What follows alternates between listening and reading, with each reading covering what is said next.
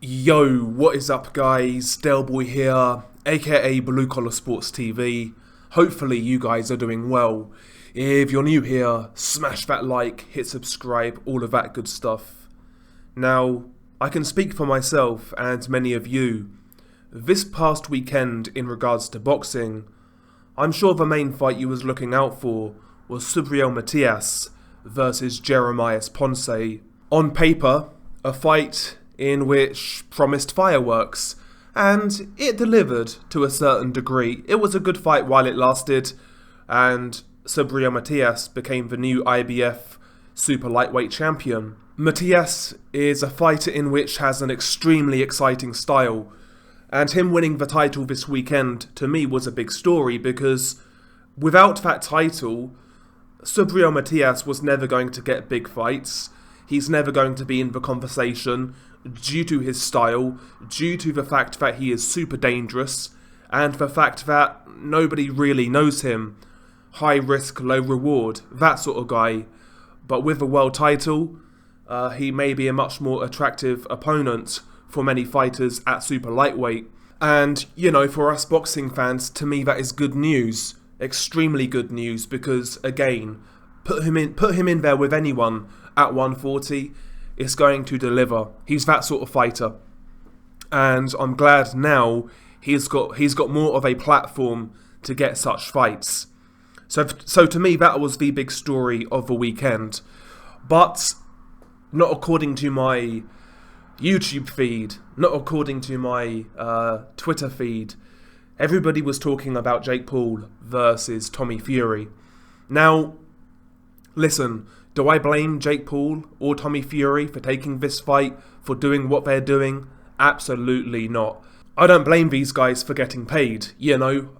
I mean, I've made my opinions clear on influencer boxing. To me, I see this whole fad, and I hope that's what it is. I think it is, personally, a bit of a fad. I'm not sure how long this can go on for.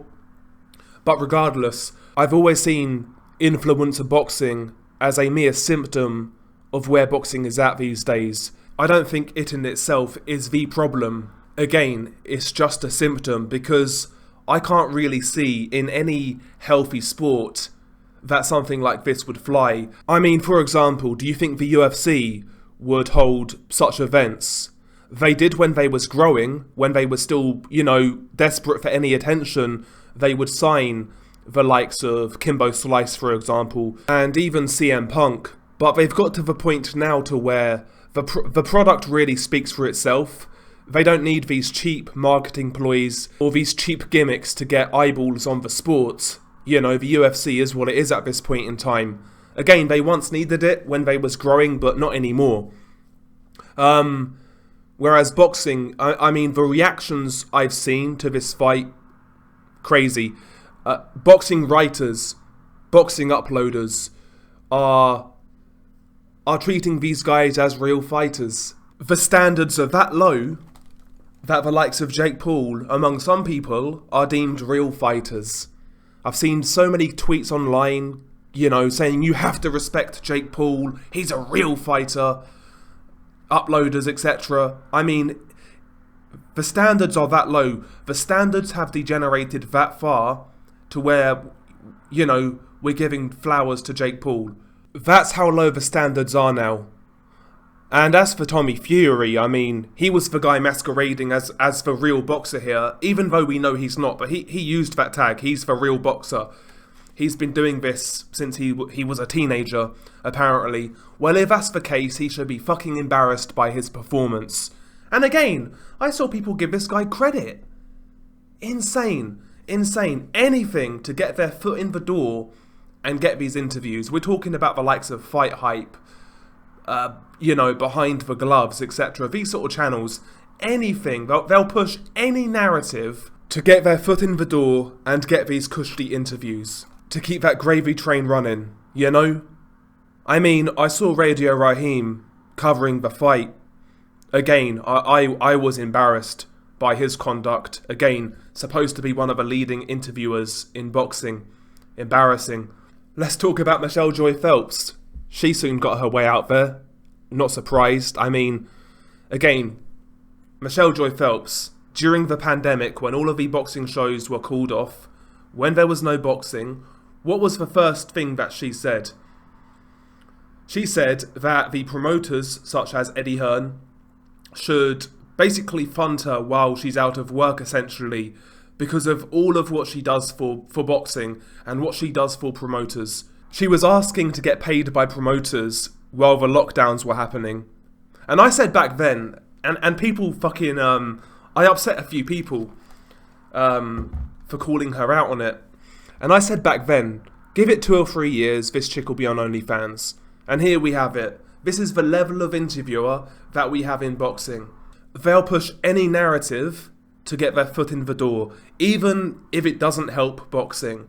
That's the reality. And again, that goes to the boxing journalists as well, you know, those who work in print and write articles for news sites and newspapers, etc. Again, they're the same. Gareth A. Davis, one of the most pitiful excuses of a journalist I've ever seen. Again, Tyson Fury's bumboy, brown noser, embarrassing. That's the level of journalist we have in boxing, and we wonder why nobody's being brought to task for certain fights not happening, which is obviously the biggest problem in boxing. Certain fights not happening due to political divides. And nobody calls this out. Nobody calls this out. They're too busy sucking D for one network or another. That's a reality. And now it's even got to the point to where we see YouTube channels doing that. Supposed boxing fans, you know, shilling for one network or another and advocating for certain fights not happening. It's crazy. We're boxing fans. You know what I saw on Twitter? So Sabriel Matias, after his fight with Jeremiah Ponce, he called out Regis Prograis, which would obviously be a unification fight and a great fight. Prograis responded to him, basically telling him there's levels to this game. You know, good fight talk, love it. And I see a fan underneath Prograis' comment using the Conor McGregor gif. Who the fuck is that guy? Again, alleviating fighters from the responsibility of fighting their most dangerous rivals. That's not good. Don't put the energy out there that these guys, oh, nobody knows who he is, I don't have to fight him. Don't put that energy out there. No, that fight has to happen. It's one of the best fights at 140. It has to happen. Why put that energy out there? Who the fuck is that guy? Why? Where does that come from? It's certainly not organic. That kind of mindset comes from online content creators. Big Twitter accounts, big social media accounts, big YouTubers. That's where that mindset comes from. I see this time and time again.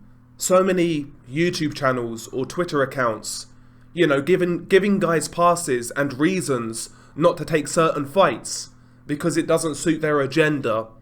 It may not line up with their political affiliations when it comes to networks or promoters. And quite frankly, I'm fucking sick to death of it.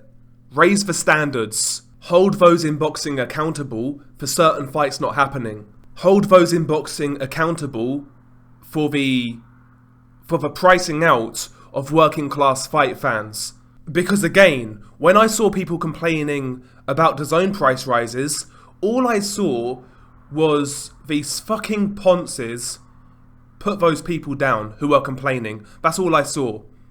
That's all I saw. This is supposed to be a working class sport. And again, the response I saw to those complaints was disappointing to say the least. At the end of the day, collectively, as an online boxing community, we need to raise the standards. We need to hold these individuals in boxing to account for where boxing is at. Again, people in boxing watch our videos. Our videos do get around. We don't have a lot of power, but people are aware of what we're saying.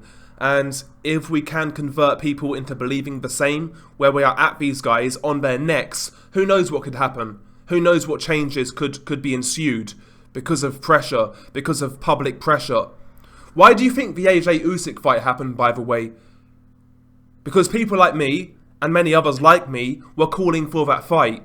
After Fury versus Joshua wasn't going to happen, right?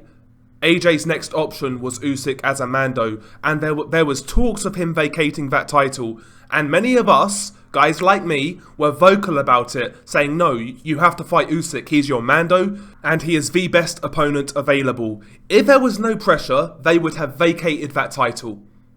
And again, I saw certain AJ accounts advise him to vacate. That's what we're dealing with. Credit to AJ who took the fight, fair play to him. But again, man, without that pressure, listen, there may have been a very good chance we wouldn't have got that fight. And that was only a select few people. That was only a select few fans. Imagine we was all on the same page.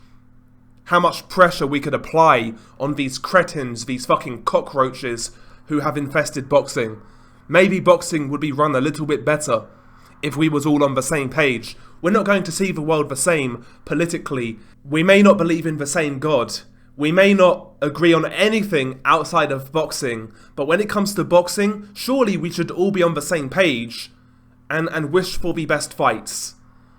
You know, push these guys to work together, these different promotional outfits. Raise the standards. There's none of that in the YTBC. Or very little of it. You know? And to me, the whole Tommy Fury versus Jake Paul scenario, I mean, such a sport invites those characters. So again, Jake Paul versus Tommy Fury, that's just another symptom of where boxing is at. I don't blame those guys. They don't owe boxing anything. When boxing continuously shoots itself in the foot, time and time again. Time and time again. I mean, if you was Jake Paul, why wouldn't you take advantage of that, right? So no, I don't blame those guys at all. But to me it was just funny to see so many boxing content creators cover this in a serious manner. You know, it's just, it sums up where boxing is at now.